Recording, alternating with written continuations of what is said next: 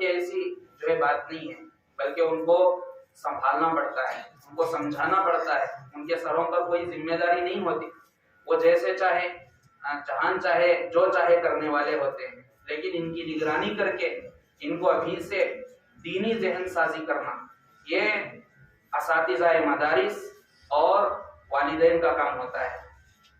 ہوتا تو یہ ہے کہ مدرسے میں الحمدللہ اساتذہ پوری محنت کرتے ہیں، پوری توجہ کرتے ہیں، لیکن جب بچے گھر جاتے ہیں تو ان کو وہ ماحول نہیں ملتا، جس کی وجہ سے صرف علم جانتے جانتے بچے رہ جاتے ہیں، ان کو عمل کا موقع نہیں ملتا.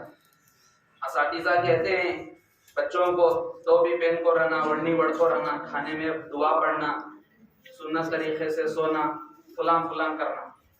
تو بچہ گھر کو جا کر کے اس کو کون کہے گا؟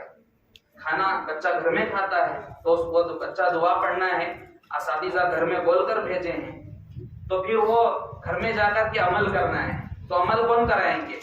یہ ذمہ داری ماں باپ کی ہے. مدرسے میں داخلہ کرا دیے، مکتب میں ہم پہنچا دیے، تو اس کا مطلب یہ نہیں کہ بچہ پورے کا پورا دیندار بن جائے گا. یہاں تو بس اس کو عملی غذا ملتی ہے، اس کو ایک زندگی کا نمونہ ملتا ہے، لیکن اس کو اصل جو عملی زندگی میں لانا ہے وہ ماں باپ کی ذمہ داری ہے. جیسے شیخ سعدی علیہ الرحمہ اپنی کتاب میں لکھتے ہیں، علم چندہ کے بیشتر خانی، چوں عمل دردو نیس نادانی، نہ محقق قوت نہ دانش مند، چار پائے برو کتابیں چند.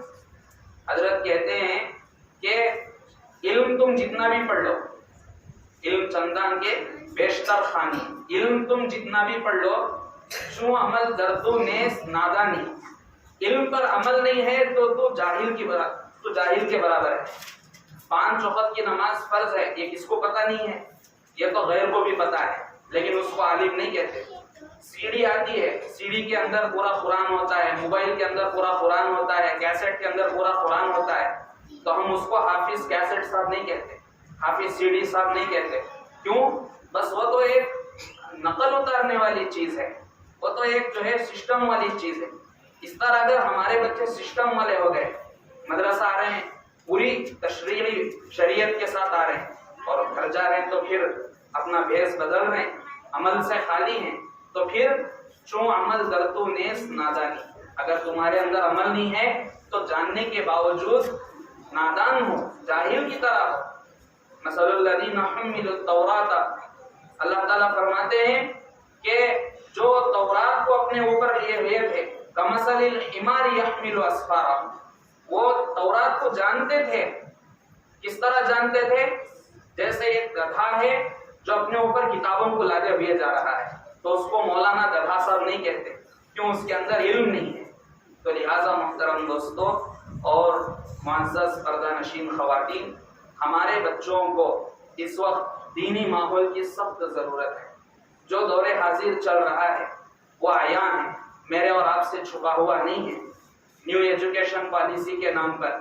اسی طرح ہمارے بچوں کو نشانہ بنا کر جو عقائد میں رکھنا ڈالنے کی کوشش کر رہے ہیں، وہ کوئی معمولی محنت نہیں ہے. غیر معمولی طور پر باطل 24 گھنٹے بچوں پر محنت کر رہا ہے. تو لہٰذا ہمارے لیے بھی ضروری ہے کہ ہم ہمارے بچوں کے ایمان کے بقا کی اور ایمان کے حفاظت کی فکر کریں. یہ سب سے بڑی فکر ہے. شیخ مفتی شفیع صاحب رحمۃ اللہ علیہ معارف القرآن میں لکھتے ہیں کہ ماں باپ اپنے اولاد کو دینی تعلیم اور تربیت سے بہتر اور کوئی چیز نہیں دے سکتے، اس لیے کہ یہی ایک ایسی چیز ہے جو دنیا و آخرت میں انسان کو چمکا سکتی ہے. لہذا یوں سمجھیے کہ ایک پرندہ ہے، اس کے 2 پر ہیں. یہ جو مدرسے میں محنت ہو رہی ہے وہ ایک پر ہے، اور گھر میں جو محنت ہونا ہے وہ دوسرا پر ہے. پرندے کا ایک پر اچھا ہو، دوسرا پر اچھا نہ ہو تو پرندہ اڑ نہیں پاتا. اسی طرح بچے کو اچھی تعلیم ملے اور گھر میں ماحول نہ ملے تو پھر وہ بچہ دینی اعتبار سے ترقی نہیں کر سکتا، وہ علم جان کر صرف جانکاری میں رکھ لیتا ہے. اس لیے ہمارے بچوں کے خاطر کم از کم ہم ہمارے گھروں کے ماحول کو بدلنا ضروری ہے، دینی ماحول کا بنانا ضروری ہے. ختم پر بچوں کو حضرتوں کی بات کو یاد دلانا ضروری ہے تاکہ بچے عملی اعتبار اعتبار سے بھی کامیاب اور کامران رہے. یہاں کھڑے ہو کر کے بچوں نے مظاہرہ کیا, بچوں نے امتحان دیا, کوئی اول نمبر کوئی دوم نمبر پر آیا. یہ اس سے بڑی بات یہ ہے کہ بچہ عمل کے اعتبار سے اول نمبر دوم نمبر آئے. اس طرح بچے پڑھنے میں باصلاحیت ہیں, اس طرح عمل میں بھی باصلاحیت رہے. ان کے چلنے پھرنے سے سیرت تک کے, ان کے چلنے پھرنے سے دین کا مظاہرہ ہو, اس کی فکر اساتذہ سے بھی زیادہ گھر کے ماں باپ کو کرنا ضروری ہے, گھر کے ماحول کو بنانا ضروری ہے.